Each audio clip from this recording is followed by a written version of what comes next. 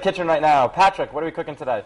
We are with Chef Thomas Duffy from the Spiced Pear at the Chanler, which is right there on scenic First Beach, right down there on Memorial Boulevard, correct? Correct. Beautiful spot down there, and you have a beautiful dish planned for us today. This is Nantucket-based scallops, right? Yes, Nantucket-based scallops just come into season from November to March, and they just started, and they're really, really nice. I mean, you can't make a better bay scallop than the Nantucket Bay.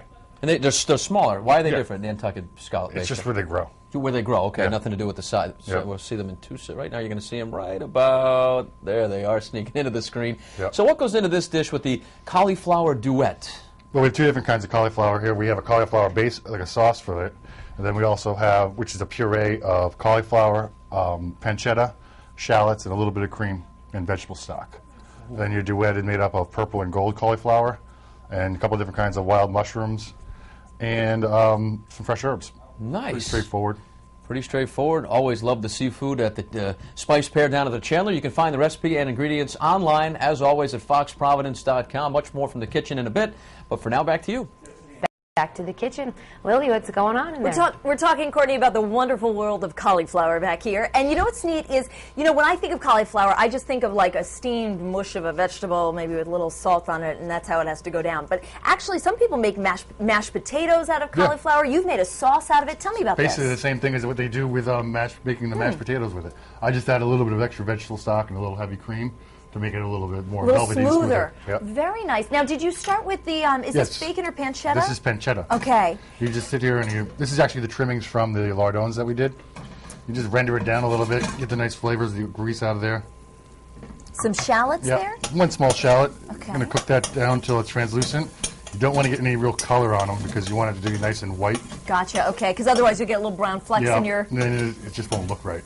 And then what's the next step after this? Next you would add your regular standard white cauliflower. And do you have to puree this when it's done? Yep, once everything is softened up, you just stick it in your KitchenAid over there, puree it up. Easy peasy. Put it back in the pan, add a little bit of cream.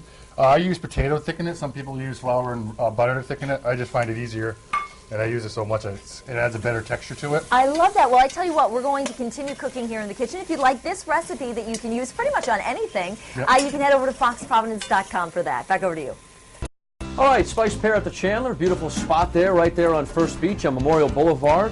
And I've been a customer, a guest, I guess. And it sounds like you may have to be a guest again. I'd like, Here's the good news. Well, let me start with the bad news, Chef Thomas. I didn't take the trash out this morning, so I'm going to be in the doghouse. But to make up for that, we've actually stayed there at the Chanler, so maybe we'll have to book a... January, February, and March, they're running a special Save the Night Good Dinner. Really? Oh, yeah. There you have it. And breakfast next morning. I'm going to forget taking out the trash more often. I know when I was last in here, we were making the cauliflower sauce here. What's the next step? Right now, we're going to make the garnish, and we're going to cook the scallops. So, to start, take your mushrooms. That's the hen of the wood mushrooms. Ooh, they're nice. Hen of the wood? Yes. They're a natural growing... They almost look like feathers. Yeah, when they grow up to 5 pounds, and they look like a big chicken sitting in the woods. Interesting. Yeah. Sit in the woods. Is that a chicken? Nope, mushroom. And we got some red onions. Oh, look at those little things. And some chanterelles. We're cooking this all in the rendered out fat from the pancetta. So it makes it nice and flavorful. Yep. Very nice. Now, we're going to season our scallops. Can I do that? Sure. A little bit of salt, a little bit of pepper? Yep. And is this sea salt that you have here? Yes, it's a coarse natural sea salt. That way the scallops are accustomed to it. They're used to that kind of salt, And is this sea pepper? They feel more comfortable. That's white pepper. White pepper, They feel so good right now as they're about to get pan-seared. I don't know if I did enough, but how's that look? Let's take a spoon and mix them around. Okay. Now, the trick to cooking bay scallops versus other scallops is golden brown, cook only on one side. Okay. You overcook these, and then there's no going back. Right, they're like little pencil erasers. Yes. What were the ones you brought in here the last time you were here? Those were diver scallops. Scallops. Those you cook more like a steak. Yeah, they're huge. And these you cook. I mean, I prefer these right out of the shell.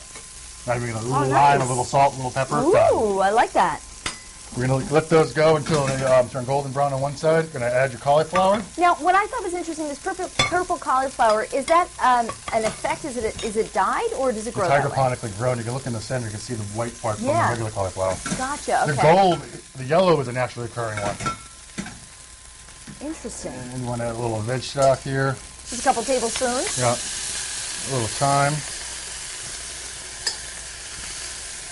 Now you see, if you look at those, how they're Yeah, they're getting brown over there. Those right on one scallops. side. Oh, See? yeah. Oh yeah, yeah. They're getting there. You're going to take this. We got some Brussels sprout petals here for garnish. I do love me a Brussels sprout or two. I like that how you separated the leaves from the Brussels sprout, Well, when because I trim them, we have all these leftover leaves lying around, and we figure it out, well, why not just put them on top as a garnish? yeah, it makes a nice splash of color there. Especially in the winter and the fall, because there's orange and brown. Yeah. And it's not very much fun. So we got this all hot. We're going to add some tomato confit, which is just some peeled grape tomatoes. Do you have very little tiny gnomes peeling your grape tomatoes? Yeah, they're called interns in the French. Gotcha, okay. We got those here It's too. very delicate work, I imagine. Well, we make our own tomato raisins too, so they sit there and do it by the case. Wow. Man, I don't make them do tomato craisins raisins, yet. that's pretty neat. Yep. We don't make them do craisins yet, though. What are those?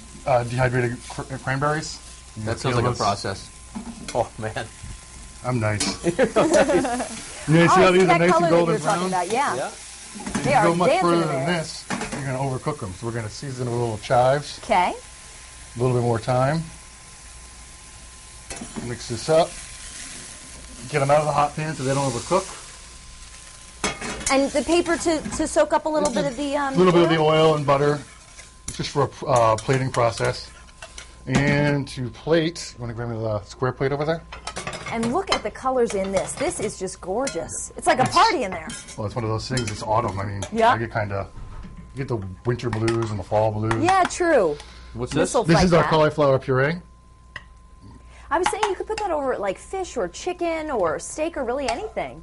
What I like to do with it, thin it out with a little chicken stock, make a soup with some bacon on top. Ooh, that sounds good. Yeah, it's Doesn't nice it sound and good on hearty. a cold day right after work, Patrick? It does, and this looks good, and I can't wait to try it. So he's so perfect with this presentation. Well, I Look at tell that. you mean, what, the I'm Chandler. gonna- It's all about the presentation, and I get to try it You again get to every try day it. this week.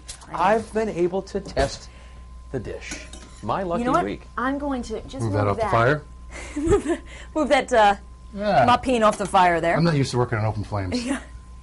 I work on a bonnet, which is a closed flame. So The bonnet. The only bonnet I know is Lisa. But in any case, we're going to let you plate up these Nantucket-based scallops over here. And do you want to get a little bite Yeah, of I that? think I'll try one right now. you can tell the difference between a Nantucket and a regular because this is sweet and tart. Yeah, You like it? I do. I want more. Well, I tell you what, we're going to let the chef here plate this up. And, Michelle, I have to say, I have to keep this idea in mind of a cauliflower soup for a cold day, because today is a beautiful day. It is.